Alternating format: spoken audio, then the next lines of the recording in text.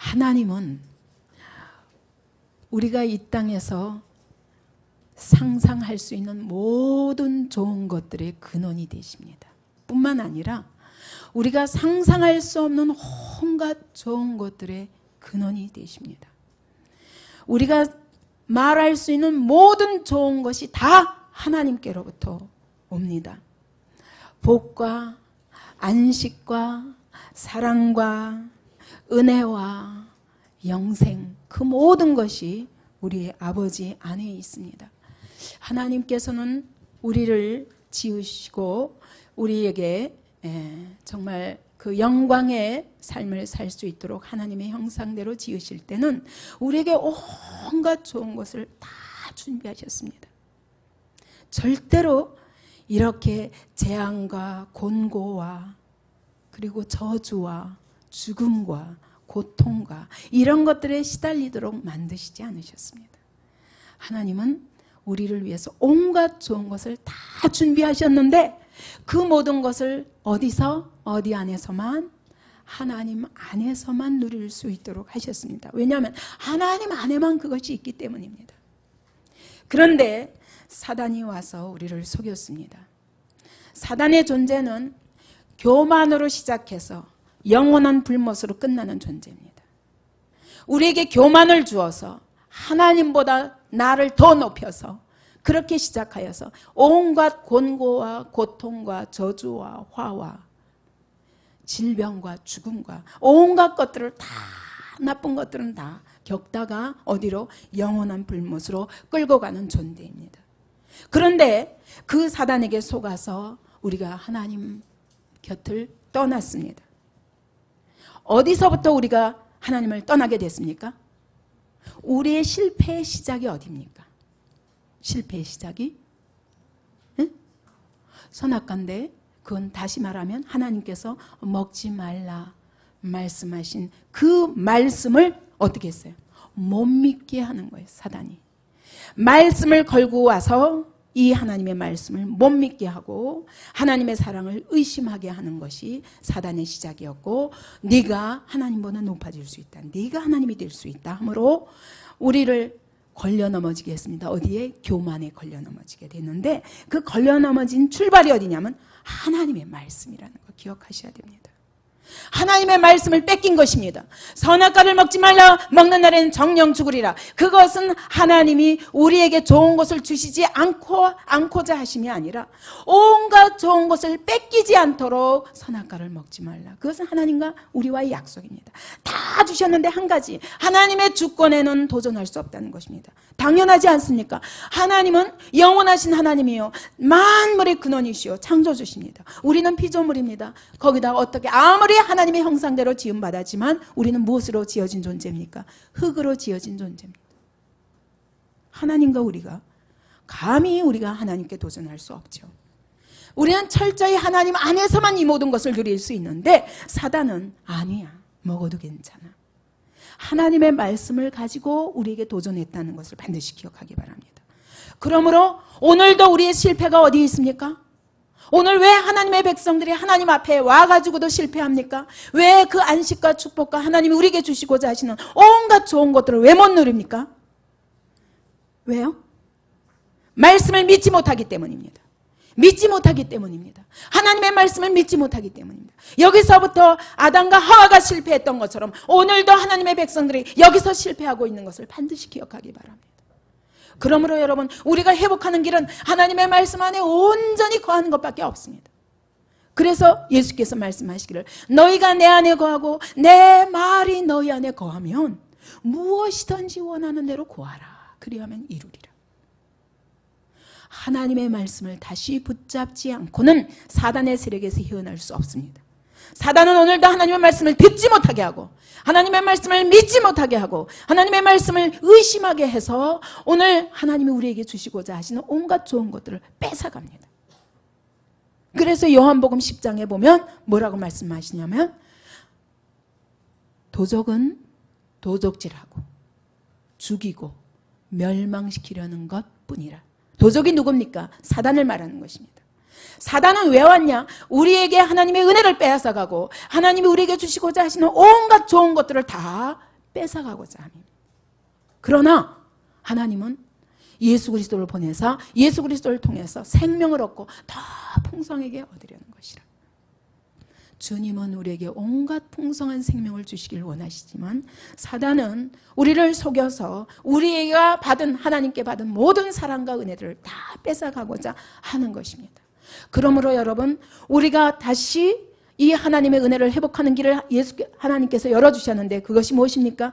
예수 그리스도 안에서 하나님께 다시 돌아가게 하셨고, 예수 그리스도 안에서 하나님께 돌아가 하나님이 우리에게 주시고자 하시는 온갖 좋은 것들을 다시 회복할 수 있게 하셨습니다. 이것이 하나님의 길입니다. 왜? 예수 그리스도는 어떻게? 죄에 대해서 값을 치르시고 사단의 권세를 이기시는 분입니다. 하나님의 아들이 오신 것은 마귀의 일을 멸하려 하심이라.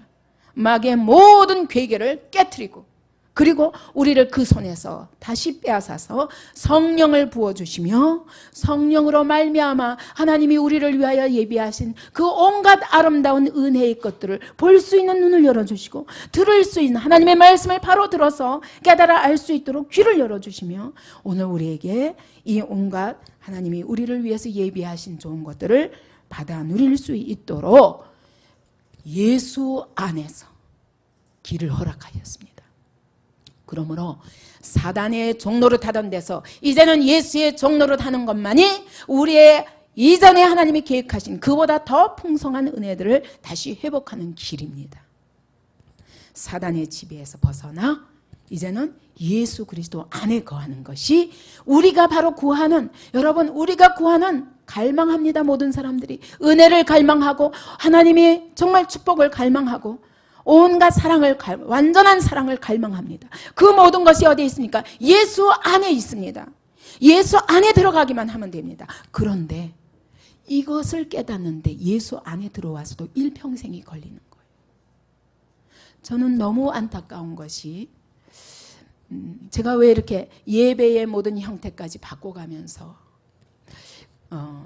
성경 공부를 할 적에도 왜 새 생명을 가지고 또 하고 해가면서 여러분에게 분명히 막 붙잡아지는 하나님의 은혜와 하나님이 우리를 위해서 예비하신 구원의 축복이 어떤 것인가를 확실히 실체로 붙드는데 이렇게 애를 쓰냐면, 실제로 교회 안에 와서도 은혜가 뭔지도 모르고 어떻게 하는 것이 하나님의 은혜와 축복을 누리는 길인가도 모르고, 신앙생활을 통해서 이 신앙생활이 힘든 일이 아니라 얼마나 복된 일이요, 이것이 얼마나 놀라운 축복인지 이것을 깨닫고 누리기까지 누리는 사람이 별로 많지 않은 거예요. 왜 그렇습니까? 사단에게 속아서 그렇습니다. 오늘 우리 눈이 흐리고 우리의 귀가 흐려서 말씀을 듣지 못합니다. 붙잡지 못합니다. 아담과 하와가 의심했던 것과 똑같이 먹으면 어때? 왜 먹지 말라고 하셨지? 왜 하나님 우리를 자꾸 얽매어서 구속하려고 하지? 자유하지 못하게. 아, 예수 믿는 건 구속이다, 이렇게 생각하게끔 만드는 게 누구냐면 사단이라는 말이에요. 여기서 온전히 벗어나지 못합니다. 그래서 이것을 깨닫는 게 그렇게 일평생 걸려야 됩니까? 너무 간단한데 주소를 바꾸는 것입니다. 사단의 종로를 타던 데서 예수 안에 예수의 종으로 바뀌는 것인데, 이렇게 바뀌면 우리의 삶이 어떻게 변한다는 걸 알아야 되는데, 이게 어떤 축복인지를 알면 절대로 그렇게 살지 않습니다. 그런데 아직도 예수 믿긴 믿고 내가 주일날 교회 오면 되지, 그 이상 뭐 내가 잘 믿고 있잖아, 수요일날도 온다니까, 새벽 기도도 한다니까. 근데 뭐 그런 게 중요한 게 아니라 여러분, 영적인 주소가 완전히 바뀌어서 그리스도 안에서 거하는 삶, 이것을 살 때 여러분, 우리의 생애가 얼마나 복되고 영광스러운 생애로 바뀔지를 믿으시기 바랍니다. 하나님은 좋으신 분입니다. 하나님은 절대로 우리의 것을 뺏어가신 하나님이 아니라 우리에게 온갖 좋은 것을 부어주시되, 어디까지? 독생자까지, 하나님께 하나밖에 없는 아들 예수 그리스도까지 보내사 우리를 대신해서 죽이시기까지 우리를 사랑하신 그분이라면, 아들도 아끼지 아니하시고 내어주신 이가 너에게 필요한 모든 온갖 좋은 것을 주시지 않겠느냐고 로마서는 말씀하십니다. 하나님은 모든 좋은 것의 아버지이십니다. 그러므로 우리가 정말 하나님 안에 거하는 법, 예수 그리스도 안에서 사는 법이 무엇인가를 분명히 알고, 그 다음에 예수 밖의 삶이라는 것이 어떻게 공고한 삶인가, 그 영적 실체를 알아야 됩니다. 몰라서 오늘도 고통과 괴로움과 갈등과 모든 불안과 이런 것들을 갖고서도 늘 희미합니다. 영적으로 희미해요. 그러면서도 정말 내가 여기서 어떻게 해야 살아날지 그것에 대해서 깨닫고 하나님의 말씀을 연구해가면서 내가 하나님 앞에 나아가는 길을 찾지 않습니다. 그래서 이번 그리스도인의 신앙 여정을 통해서 여러분, 내가 가야 할 영적 길이 모든 사람에게 분명하기를 바랍니다. 내가 지금 서 있는 영적 주소가 어디며 여기서 정말 온전하게 하나님 안에서 거하며 은혜와 축복을 누리는 그 삶을 살기 위해서 내가 어떤 과정을 거쳐야 되는 걸 분명히 붙잡으시기 바랍니다. 그래서 아무도 희미한 신앙생활을 하지 말고 내가 지금 싸우는 싸움이 무엇이며 내가 지금 여기서 극복해야 할 문제가 무엇인가, 이런 것들을 분명히 붙잡고 승리함으로 여러분의 생애에 하나님의 큰 영광이 드러나는 그런 삶을 살 수 있기를 바랍니다. 아멘.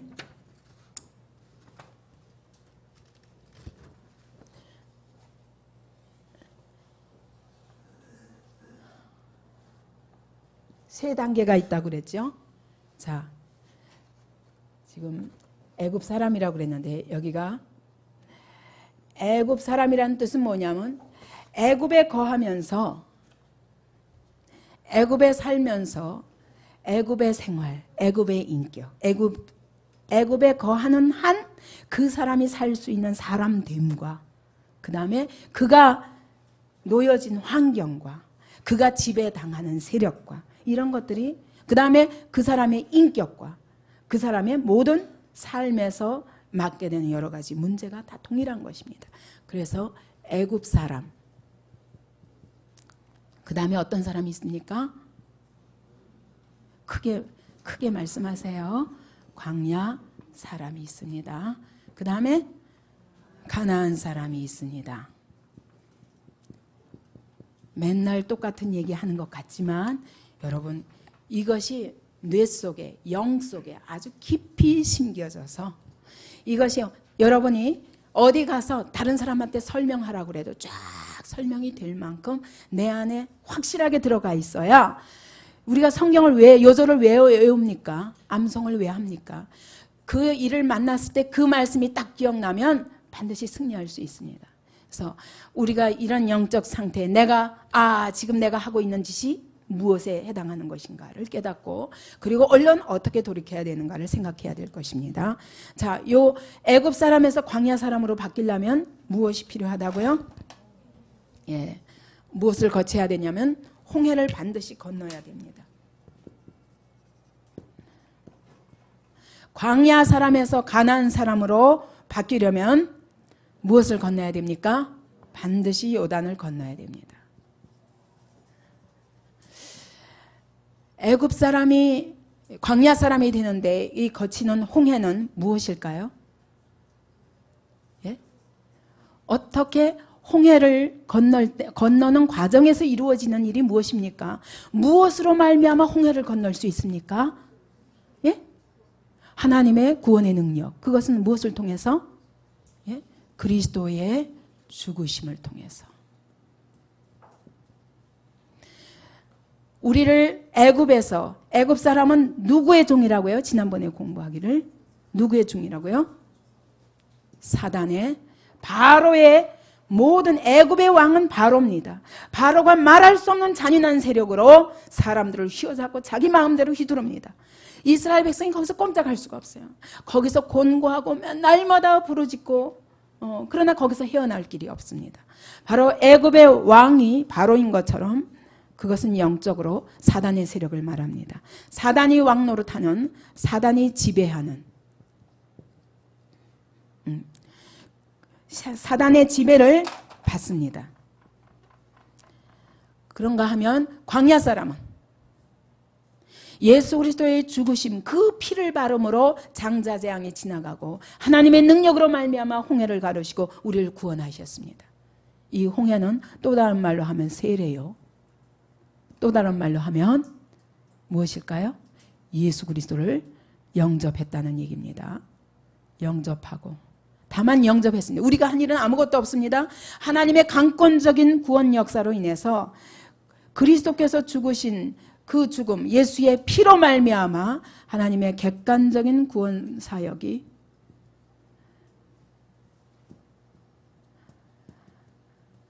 예수 그리스도께서 십자가에 죽으신 그 객관적인 구속 사역으로 말미암아 다만 하나님의 은혜로 영접한 것도 하나님의 은혜로 주권적인 은혜로 홍해를 지나왔습니다. 이제 나는 죽었고 이제는 하나님이 나를 그리스도께서 나를 위하여 피 흘리신 그런 자로 바라보시는 것입니다. 그래서 그리스도의 죽음을 의지하여 홍해를 건넜습니다. 이제 사단의 지배를 받던 자가 이제는 광야 사람이 되었습니다. 여기를 홍해를 건너면 어떻게 됩니까? 어떤 사람으로 바뀝니까? 사단의 지배를 받던 자리에서 어떻게 바뀝니까? 예? 여전히 사단의 지배입니까? 그러면 하나님은 이미 사단의 세력에서 예수 그리스도로 말미암아 우리를 건져내셨습니다. 내 안에는 여전히 사단의 세력이 지배하는 부분이 있어요. 가치관과 생각 속에 여러 가지 우리의 습관 속에. 그러나 예수께서 이미 사단의 세력을 그 손에서 우리를 건져내셔서 이제는 따로 하나님이 이스라엘 백성의 구약을 보문하잖아요. 여기서 광야에 지낼 때 누가 그들 가운데 있었습니까? 성막에 누가? 하나님이 구름 기둥과 불 기둥으로 그 가운데 계셨습니다. 그러니까 광야 사람은 어떤 사람입니까? 영적으로 예수 그리스도를 영접할 때 성령께서 내주하신다고 그랬죠. 이제는 마귀의 지배가 아니라 성령께서 내주하십니다. 그죠? 사단의 지배에서 벗어나 이제는 성령께서 내 안에 내주하십니다. 예수 그리스도를 영접해서 이 사람은 중생했습니까? 안 했습니까? 했습니다. 중생했습니다.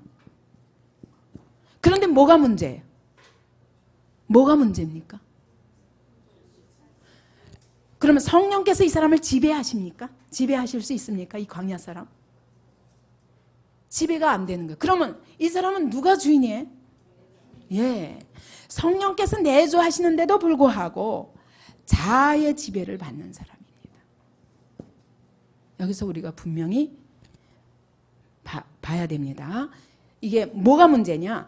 애굽 사람은 바로가 주장하는 대로, 근데 홍해를 건너면서 바로의 군대는 다 수장되어 버렸습니다. 그리고 하나님의 백성들만 여기 나왔습니다. 그러니까 광야 사람은 분명히 이제는 사단의 세력과는 완전히 단절된 것입니다. 하나님의 손에 의해서, 우리가 아니라. 그런데 문제는 뭐냐? 이 광야에 건너온 사람들의 이 하나님이 몸은 딱 건져서 광야에다 갖다 놓으셨는데 뭐가 안 바뀐 거예요? 예, 이 자아가 안 바뀐 겁니다.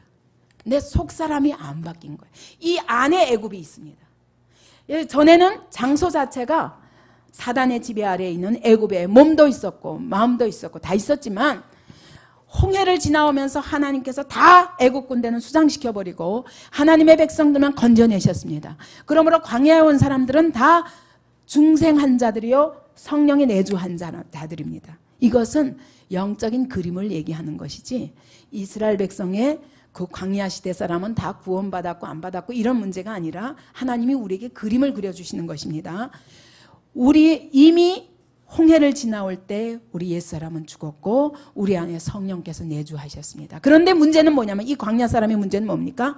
내가 이미 그리스도와 함께 십자가에 못 박혀 그분이 죽으실 때 나도 죽은 것이요. 이제는 나는 성령이 내주하셔서 성령께서 나를 이끄시고 내 삶을 주관하시는 삶을 살기를 원하신다는 사실을 모르는 거예요.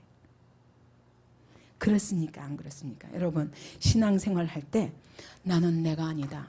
정말 그렇게 하고 사는 사람이 몇 사람이나 돼요?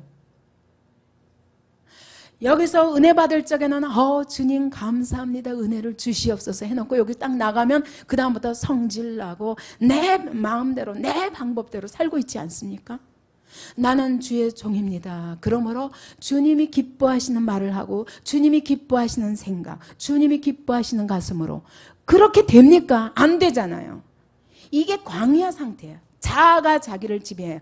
은혜는 받았어요. 성령께서 내주하시긴 했어요. 그리고 구원의 약속은 받았습니다. 그런데 내가 나를 지배함으로 인해서 성령의 소욕보다 뭐가 더 큽니까? 육신의 소욕이 더 큰 거예요. 그래서 성령께서 주시는 그런 소욕보다 육신의 소욕이 더 큼으로 인해서 항상 열매가 뭘로 나타납니까? 열매가 원망과 불평과 이스라엘 백성이 광야에서 내내 하나님이 어떻게 여기서 건지셔서 애굽에서 건지셔서 어떤 기적과 이사로 10가지 재앙과 홍해를 가르시는 기적과 그 다음에 여기서 계속 만나를 먹이시고 반석에서 물을 내시며 그들 인도하신데도 불구하고 어때요? 끊임없이 원망하고 문제만 생기면 원망하는 겁니다. 왜 그렇습니까? 내 안에 성령께서 오늘 오셔서 나를 지배하기를 원하시는데 내 옛자는 여전히 애굽 사람이라. 몸은 왔는데 이 마음은 속은 여전히 애굽 사람인 거예요. 가치관과 모든 습성과 생각하는 것 자체가. 그러므로 이런 사람들에게 하나님이 뭘 하십니까? 자꾸 문제들을 주시죠. 이 모든 문제들을 통해서 하나님 뭐 하시기를 원하십니까? 정말 성령께서 오늘 내 안에 계셔서 나를 주관하시기 원하신다는 사실을 깨닫고 그분께 주권을 돌려드려야 되는데 자꾸 주인이 바뀌지 않아서 문제가 생기니까 그 문제들을 통해서 믿음과 순종의 훈련을 하게 됩니다. 이것이 바로 오늘 우리 신앙생활에서 오는 시험, 환난 이런 것들이 그치지 않는 거예요. 온전한 믿음으로 그분을 쫓아가야 되는데 그분께 주권을 돌려드리면 되는데 여전히 주인이 안 바뀌었어요. 주인이 자아예요. 그러니까 여기서 우리의 인격과 삶에 성령의 열매를 맺을 수가 없는 거예요. 그죠? 분명히 입술로는 예수를 주라고 고백했습니다. 그리고 구원의 약속도 받았습니다. 그러나 입술로는 그랬지만 내 삶에 성령의 역사가 없습니다. 왜? 자꾸 내가 주인이 되어가지고 내 마음대로 사니까 내 삶에 성령의 역사가 나타날 수가 없습니다. 또 내 인격에 성령의 열매가 맺힐 수 없습니다. 성령의 열매가 무엇입니까? 9가지로 나오죠. 사랑과 희락과 화평과 온유 충성심. 9가지 열매들이 그런 인격의 열매. 여러분 사랑의 열매가 따로 있고 화평의 열매가 따로 있고 절제의 열매가 따로 있습니까? 그래 9가지 열매가 따로 맺힙니까? 어떤 사람은 사랑은 있는데 희락이 없다. 또 온유는 있는데 절제가 없다. 그렇습니까? 아니에요. 이게 한 열매인데 이런 9가지의 온갖 아름다운 품성들이 어떻게 하면서 성령께 모든 주권을 내어드리면서 그분께 내어드리며 그분이 주시는 마음으로 바뀌다 보면 어떻게 주님의 성품을 닮아가는 것입니다. 그래서 자꾸 그분께 주권을 돌려드리면 내가 나의 원래 성질은 그렇지 않다 할지라도 그분께 주권을 돌릴 때마다 그분이 내 마음을 주관하시는 거예요. 그래서 도저히 사랑할 수 없는데 사랑하게 만드시고 막 분노가 나는데 기뻐하게 하시고 어떻게 그럴 수 있습니까? 어떻게? 주님께 나를 내어드릴 때만 그게 가능한 거예요. 주님의 성품이에요. 여러분 이 땅에 사는 날 동안 주님의 그 일평생 그분의 모습을 보세요. 처음부터 끝까지 변함없으신데 어디서까지? 십자가에 매달리시는 그 순간까지도 아버지여 저들의 죄를 사하여 주옵소서. 자기가 지금 무슨 짓을 하는지 알지 못합니다. 저들을 용서해달라고 자신을 십자가에 못 박고 그 창으로 허리를 찌르며 침 뱉고 조롱하는 그 사람들을 향하여 끝까지 인내하시며 그들을 사랑하시고 용서하시는 그런 성품이 우리의 모든 삶에서 문제를 만날 때마다 내가 주인 되면 절대로 나타날 수가 없습니다. 우리 안에는 사랑도 없고 절대로 우리 안에는 선한 것이 없습니다. 그러니까 상대방이 때로 못마땅하더라도 여러분 화낼 필요가 없어요. 그게 나에게도 있고 모든 사람에게 있는 것입니다. 다만 주님께 주권을 돌려드리면 되는데 그걸 못해서 그럴 뿐이에요. 그죠? 그 서로 용서할 수 있게 되는 거예요. 성령께 모든 주권을 내어드리면 되는데 그걸 아직 못하기 때문에 하나님께서 어떤 훈련을 하십니까? 하나님의 이 훈련의 목적이 무엇일까요? 이 하나님의 이 광야 동안의 하나님의 훈련의 목표가 무엇입니까? 응? 예? 크게 자아 죽이기. 자아 죽이기. 왜 그러시는 거야? 하나님 왜 그러시는 거예요? 나는 싫은데. 여러분 책망받아도 싫죠? 말씀 듣다가 나보고 틀렸다고만 하셔도 기분 나쁘죠. 날 보고 너 잘했다. 날마다 칭찬하길 바라시는데 절대로 없습니다. 칭찬받을 때는 성경에 보면 여러분 칭찬받을 때는 언제인 것 같아요? 예, 십자가 질 때밖에 없어요. 우리가 정말 십자가를 질 때가 최고의 자아가 죽은 상태거든요. 그래요, 안 그래요? 십자가가 뭔데요? 내 죄가 아니라 남의 죄를 위해서 내가 죽는 거예요, 대신. 십자가 질 때 외에는 하나님의 칭찬이 없습니다. 그렇기 때문에 칭찬받을 생각하지 마세요. 성경만 보면 맨날 내가 왜 이거밖에 안 될까? 그것 때문에 애통할 수밖에 없습니다. 근데 성경을 보고 위로받을 때만 탁탁 골라가지고 그래서 성경 어떤 구절에서는 할 수 있거든이 무슨 말이냐? 믿는 자에게는 능치 못함이 없으니라. 그러면 이제 내가 지금 하나님 앞에 아름다운 일을 하지 않으면서도 할 수 없는 일이 무엇이냐? 모든 일이 능치 못함이 없으리라 하고서는 자기 길을 계속 가는 거예요. 이거는 성경 전체의 문맥을 몰라서 그렇습니다. 정말 성경을 눈 비비고 찾아봐도 여러분 정말 주를 위해서 자기를 온전히 부인하고 십자가를 지는 상태에 가기 전에는 우리의 칭찬이 없습니다. 왜? 우리가 기질적으로 우리는 선한 사람들이 아닙니다. 이 결론이 나야 됩니다. 그러므로 하나님 말씀 들을 때 여러분 칭찬받을 생각하지 마세요. 어찌하면 내 모습이 어떠한가 눈을 부비고 정말 나의 모습을 어떤 부분을 어떻게 고쳐야 되는가. 거울을 보면 어때요? 여기 시커먼 거 묻히고 다니면 이거 내가 못 보니까 이걸 묻히고 다니지. 이걸 보면 어때요? 지워야죠. 그러니까 우리는 얼굴은 열심히 그렇게 하지만 내 마음은 그렇게 안 합니다. 그죠? 근데 마음의 거울이 있어요. 마음의 거울이 뭡니까? 성경입니다. 성경을 통해서만 내가 어디가 잘못된지를 알 수 있어요. 그러므로 이 마음과 인격을 다스리고 자기 삶을 다스리는 건 하나님의 말씀이 아니면 안 됩니다. 거울을 안 보고 다니면 여기가 눈곱이 묻었는지 여기가 뭐가 어떻게 됐는지 모르고 그러고 다니는 것처럼 그래놓고 자기가 또 아주 제일 깨끗한 양 그러고 다니는데 그게 아니라 하나님의 말씀을 통해서 나 자신을 늘 비춰보아서 나의 문제를 내가 익히 알고 그때 자기를 어떻게 복종시키는가. 그렇게 복종을 어떻게 시킵니까? 난 못해. 내가 안 되는 거 어떡하란 말이야. 예, 안 되죠. 안 되죠. 안 되기 때문에 성령께서 우리 안에 오신 것입니다.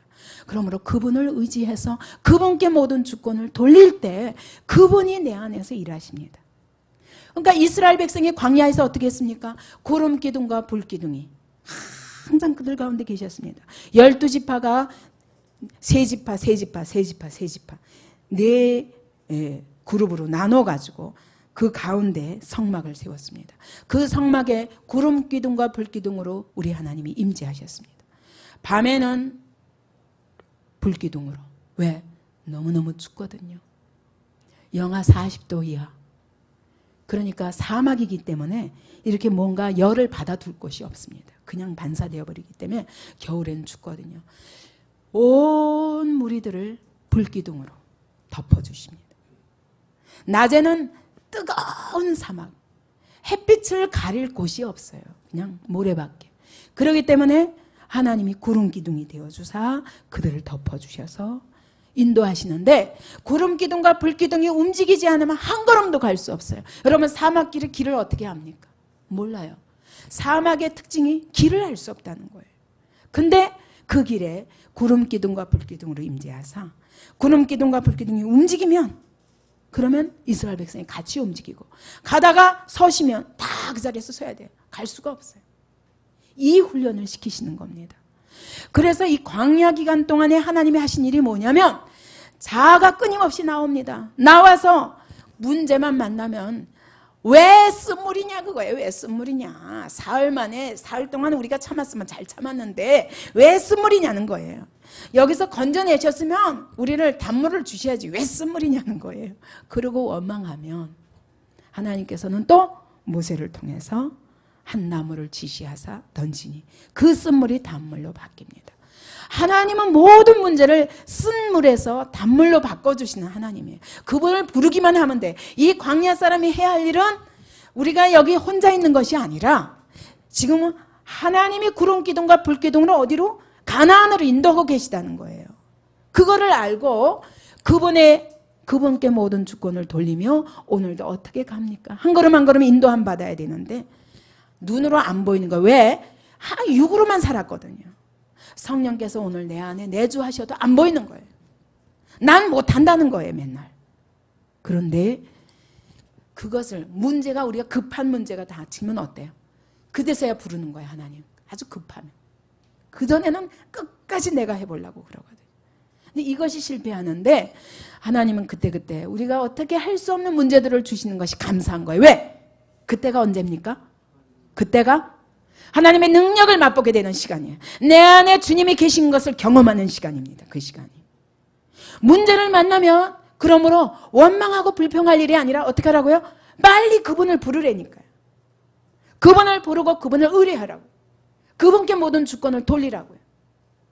그분이 내 길을 인도하시도록. 그때 그분이 쓴물을 단물로 바꾸시고, 도무지 먹을 것이 없는 자리에서 만나를 내리시고, 반석에서 물을 내시며, 우리의 모든 문제 속에 지금도 너희 가운데 계시다는 것, 하나님 계시다.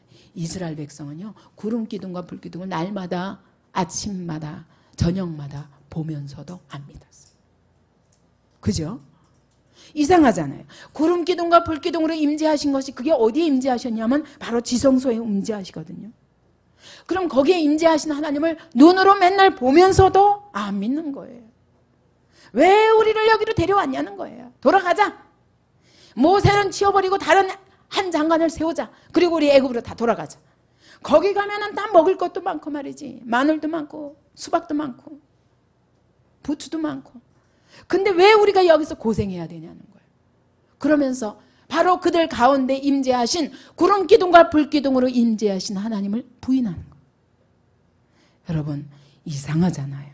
눈으로 보면서도. 똑같아요. 오늘 우리도 똑같은 거예요. 우리의 모든 삶에서 걸음걸음 인도하시고 걸음걸음 역사하신 걸 보고도 안 믿어요. 여러분, 이번에 수련회에서 눈으로 본 자, 목격한 자들이 막 감격으로 막 말하니까 여러분, 그게 이상합니까? 저는요, 안 보고도 믿어요. 지금 이 자리에 주님이 임재하시고, 지금 이 자리에서 주님이 기뻐하시고, 전 다 압니다. 예수님이 팔을 벌리고 우리 가운데 그 영광을 드러내시고 우리 각 사람을 안수하시는 모습을 보았기 때문에 여러분 믿습니까? 저 안 보고도 믿어요. 왜냐하면 이제까지 하나님의 약속을 붙잡고 걸을 때마다 하나님이 그렇게 일하시는 것을 나는 보고, 또 다른 사람을 통해서 봅니다. 내가 복음을 증거한 사람을 통해서도 보고, 하나님이 이 교회를 세워가시는 과정을 어떻게 한 걸음 한 걸음이 내 가슴에서는 안타까움과, 하나님 저는 길을 모릅니다. 인도해 주십시오. 그러고 한 걸음 한 걸음 왔는데 하나님이 어떻게 인도하시는 걸 지금까지 목격했습니다.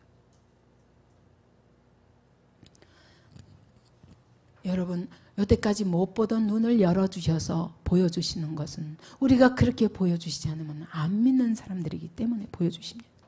이스라엘 백성이 눈으로 봐도 안 믿었어요. 그와 똑같이 우리는 여러분 우리 안에서 다른 사람을 통해서 역사하셔도 믿어야 됩니다. 아, 주님이 이 가운데서 일하고 계시구나. 왜 그 사람이 경험한 것은 그 사람의 것이고 내 것이 아닙니까? 이 교회 안에서 주님이 일하고 계신 증거입니다. 그것을 여러분 날마다 믿으면서 그분을 한 걸음 한 걸음 그분께 전폭적으로 의뢰해 보십시오. 의뢰해 보십시오. 이거를 하기까지 광야 시간은 절대로 그치지 않습니다. 그러니까 광야 시간에 하나님의 목표는 뭡니까?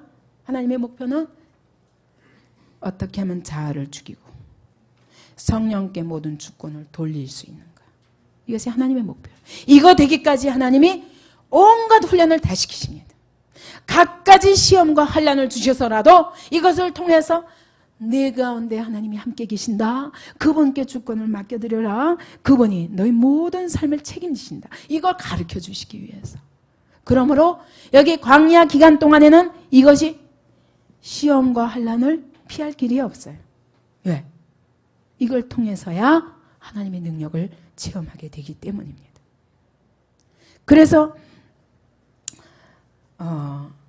여기서 이제 이런 훈련이 끝나고 나면 그 다음에 이 훈련이 끝났다는 것은 자 요단을 건널 때는 무엇이 필요합니까? 요단을 건널 때는 이때는 그리스도의 죽음에 의해서 거저 열어주셨습니다. 근데 이때는 요단강에 들어갈 때 어떻게 했어요? 제사장들이 법궤를 메고 언약궤를 메고 어떻게 했습니까? 열어주시옵소서 했습니까? 그러면 언약궤를 메고 발 직접 요단강이 철철철철 넘쳐 흐르는데 직접 들어갔어요. 왜 그렇게 들어갈 수 있습니까? 예? 하나님이 가나안으로 가나안 땅에 인도하리라 말씀하셨기 때문에 그분이 반드시 가나안으로 우리를 인도하실 줄을 믿은 거예요. 그 믿음을 따라 내가 물속에 발을 집어넣어도 하나님께서 가르시리라, 요단을 가르시리라 믿은 것입니다. 이 정도의 믿음이 있을 때 요단을 건너서 가나안으로 가게 되는 것입니다. 그러므로 이때는 그리스도의 죽음에 의지했다면 이때는 누구의 죽음이 필요합니까? 나의 죽음, 자아의 죽음이 필요합니다. 그리스도께서 나를 위하여 십자가에 죽으실 때 사실은 이미 나는 같이 죽은 것입니다. 그런데 내가 팔팔 살아있기 때문에 이 광야의 연단이 그치지 않는 거예요. 믿음과 순종, 그분이 내 안에서 내 삶을 통해서 일하시겠다는데 그분께 주권을 안 돌리는 거예요. 그분께 운전대를 안 맡기는 거예요. 그리고 내가 자충우돌 내 마음대로 하다가 많은 실패를 맛보게 되는 것입니다. 그런데 이때 가면 자, 내가 죽었습니다. 나는 죽었습니다. 나는 그리스도께서 죽으실 때 이미 죽었습니다. 그걸 확실히 믿고 이때는 믿음과 순종으로. 그러므로 이때 객관적으로 그리스도께서 십자가의 죽으심으로 이루어놓은 구속사역이라면 이때는 뭐입니까? 그 객관적인 구속사역이 나에게 적용이 되어서 주관적 구속의 적용입니다. 그리스도께서 죽으실 때 내가 죽은 것입니다. 그리스도께서 부활하실 때 내 안에 부활의 생명이 들어왔습니다. 그 부활의 주님이 내 안에서 사시는 것을 믿습니다. 그걸 나의 것으로 내가 믿는 것이에요. 그러므로 여러분 이때는 강권적인 주님의 은혜로 말미암아 거저 넘겨주셨지만 이때는 나의 믿음과 순종이 없이는 가나안으로 들어갈 수 없는 거예요. 그러므로 이 광야 사람에 대한 하나님의 최대의 목표가 뭡니까? 믿음과 온전한 믿음과 순종의 사람으로 훈련시키는 것이 최대의 목표인 것입니다. 그러면 이때 이 자리에 들어왔을 때는 누가 이 가나안에 들어온 사람은 누가 이 사람을 지배합니까? 성령께서 완전히 지배하시는 성령께서 나의 주인이 되시는 것입니다. 이 상태가 뭐라고 말합니까? 성령 충만이라고 말합니다. 성령 충만이라고 말합니다. 이런 사람은 어떻습니까? 이 사람이 원망과 불평으로 늘 끊임없이 문제 속에서 산다면 이 사람은 기쁨과 그분이 내 안에서 일하심으로 승리와 확신과 안식과 이런 것들로 충만하게 됩니다. 이런 상태에서 하나님이 어때? 이때 쓰시는 거예요. 하나님이 쓰시는 사람이 되는 것입니다. 그러므로 가나안에 들어가면은 뭐하라? 가나안을 정복하라. 진멸하라. 하나님이 그 땅을 우리에게 다 주시는 것입니다. 이런 사람은 가는 곳곳마다 하나님이 그를 통해서 일하시는 것입니다. 그러므로 죄인이 회개하게 되고 정말 이 땅의 세상 나라들이 하나님 앞에 굴복하는 그런 상태가 됩니다. 이때는 주인이 완전히 바뀌어서 완전히 성령께 모든 주권을 돌려드렸기 때문에 그분이 내 삶에서 역사하시다 보니까 우리의 삶 속에서는 누가 역사합니까? 성령의 역사가 그치지 않습니다. 인격에는 성령의 열매를 맺게 됩니다.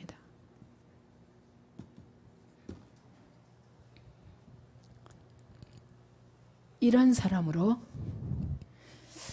하나님이 여기까지 데려오시기를 원하시는데 우리가 이 자리에서 여기까지 가는 게 그렇게 많은 시간이 걸리는 겁니다.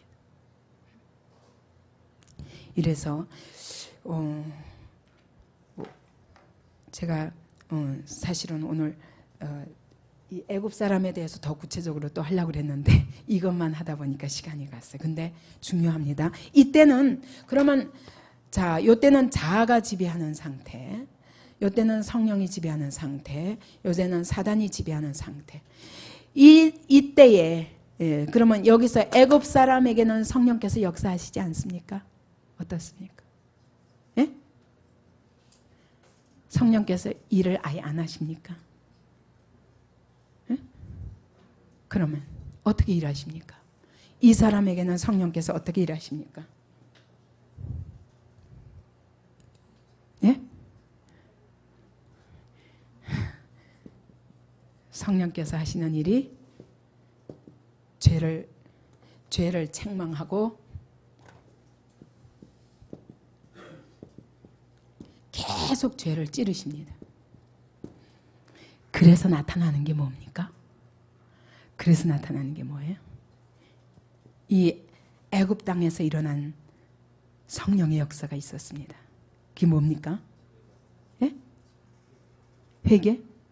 회개했습니까? 그렇지, 재앙이에요, 재앙. 10가지 재앙. 성령께서는 재앙을 통해서 계속 경고하시는 겁니다. 돌아오라. 하나님 외에는 길이 없다. 여러분 신문을 보시면 무슨 생각이 듭니까? 연쇄살인 소름 끼치지 않습니까? 어쩌면은 여러분 그 사람 옆을 내가 지나갔을지도 모르잖아요. 근데 어떻게 알아요? 어떻게 하다가 내가 그 사람 옆에서 안 찔렸을까? 무섭지 않습니까? 언제 어떻게 이런 사람들을 당할지 몰라요. 전에 그 전철에서 그냥 사람을 괜히 밀었잖아요. 좀 정신 나간 사람이 그냥 미워서, 모든 사람이 미워서 또 전철에다가 불을 질렀잖아요. 언제 우리가 그런 일을 당할지 모르는 그런 세상 속에서 오늘 우리가 살고 있습니다. 여러분 이런 일들이 다 뭐라고 생각됩니까? 재앙입니다. 재앙. 하나님의 경고입니다. 빨리 돌이켜라. 왜 갑자기 사람들이 막 자살합니까? 사회 지도자들이 그냥 그냥 연거푸 죽었습니다. 왜 정권이 바뀔 때마다 난리를 합니까? 왜 경제가 이렇게 위기를 맞아서 근데 끝까지 위기가 아니라고 그러다가 이제 다 죽게 되니까 위기라고 그러더라고요. 왜 그렇습니까? 왜 이런 일들이 일어납니까? 한쪽에서는 막 자기가 너무너무 자기의 그 경제적 그 고난을 견딜 수 없다고 하면서 사실은 그게 얼마든지 죽을 용기만 있으면 얼마든지 할 수 있는데 자기만 죽을 뿐 아니라 아이들을 죽여가면서까지 가족이 함께 죽는다 그러고 왜 이런 일들이 끊임없이 사회가 점점 살기 좋아지는 것 같은데 거꾸로 이와 같은 많은 이해할 수 없는 일들이 우리 주변에 많이 생깁니까? 왜 테러범들이 저렇게 온 세계를 두려움에 떨게 만듭니까? 기근과 그 다음에 이 지구적인 재앙 아닙니까? 기후의 변화로 인해서 곳곳에 사람이 다 죽다니까요. 다 죽는다니까요. 너무 더워서 이해가 안 가지 않습니까? 점점 하나님께서 여러 가지 자연과 사회의 여러 문제들과 이런 것들을 통해서 우리에게 끊임없는 경고를 주십니다. 성령께서 하시는 일입니다.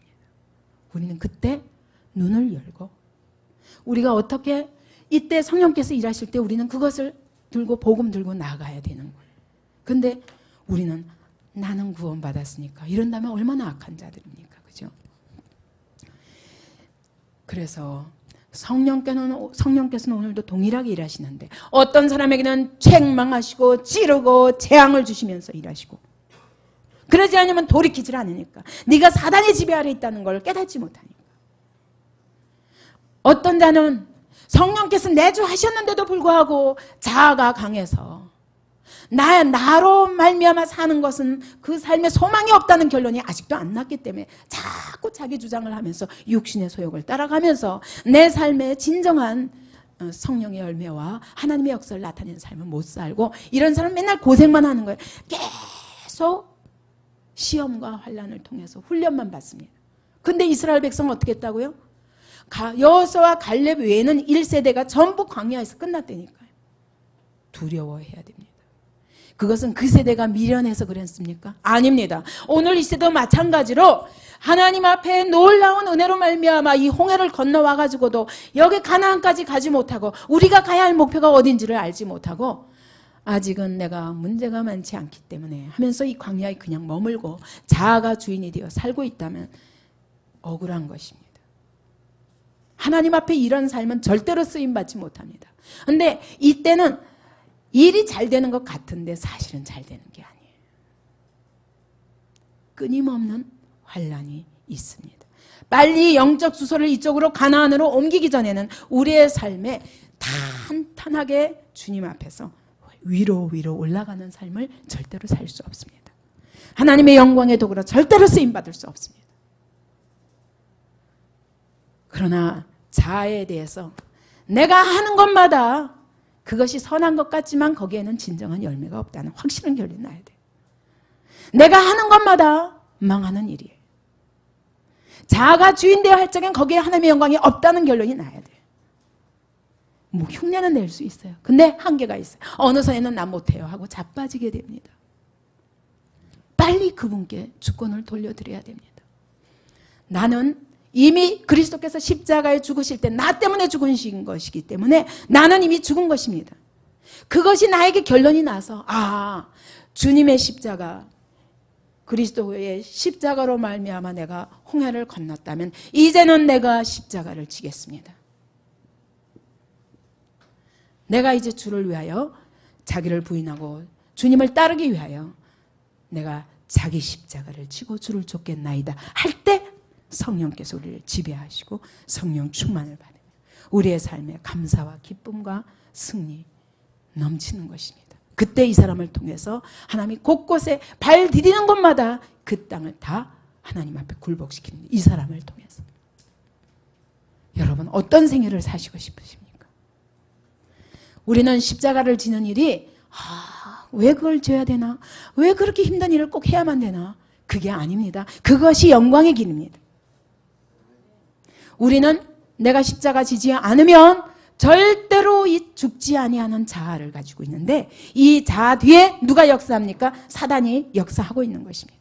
이때는 몸과 마음이 다 지배당했다면 이때는 몸은 건져 나왔는데 이 마음이 해결이 안 된 것입니다. 그래서 하나님이 이 훈련을 반드시 거치는 것입니다.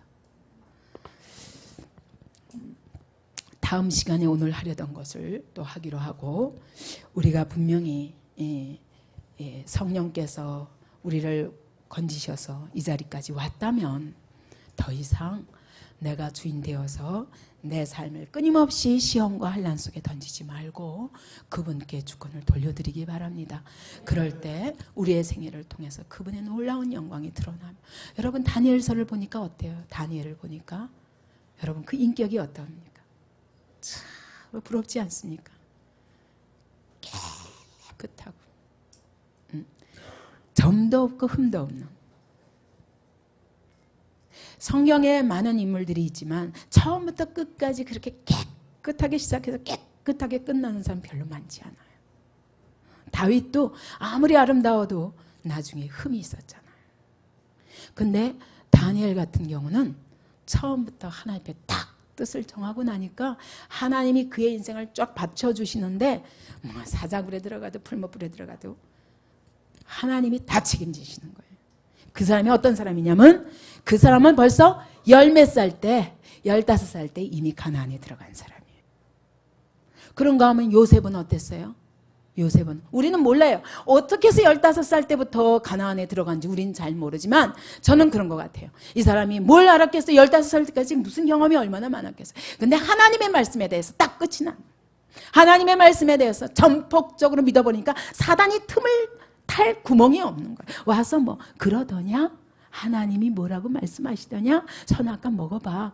이러고 찌를 구멍도 없는 거예요. 왜? 하나님의 말씀에 대해서 딱 결론이 나기 때문에.